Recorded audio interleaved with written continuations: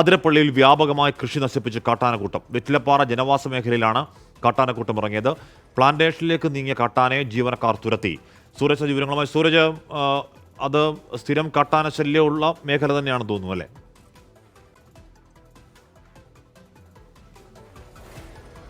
ഹാഷ്മി, തുടർച്ചയായി കാട്ടാനശല്യം രൂക്ഷമാകുമ്പോഴും പക്ഷെ വനംവകുപ്പിന്റെ ഭാഗത്ത് നിന്ന് കാര്യക്ഷമമായ ഇടപെടൽ ഉണ്ടാകാത്തതാണ് ഈ കൃഷിനാശത്തിലേക്ക് നയിക്കുന്നതെന്നുള്ളതാണ് കർഷകർ ചൂണ്ടിക്കാണിക്കുന്നത്. ഇന്ന് പുലർച്ചെ 2 മണിയോടുകൂടിയാണ് ഈ മേഖലയിൽ, ജനവാസ മേഖലയിൽ കാട്ടാന എത്തുന്നത്.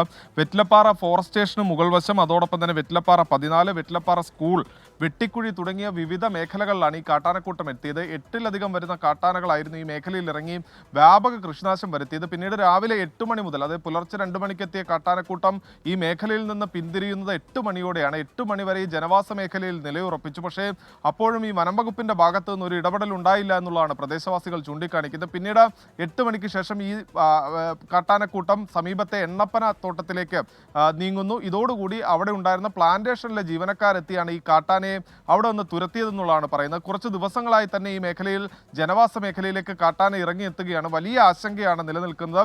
ജീവനും സ്വത്തിനും തന്നെ ഭീഷണിയായ സാഹചര്യമാണ്. അതുകൊണ്ട് തന്നെ ഒരു അടിയന്തര പ്രശ്നപരിഹാരം വേണം എന്നുള്ളതാണ് ഈ പ്രദേശവാസികൾ ചൂണ്ടിക്കാണിക്കുന്നത്. ഹാഷ്മി, സൂരജ് സജിയാണ് വാർത്തയുടെ വിവരങ്ങൾ നൽകിയത്. കാട്ടാന കാരണം ജനജീവിതം ദുസ്സഹമായ അവസ്ഥയാണ്.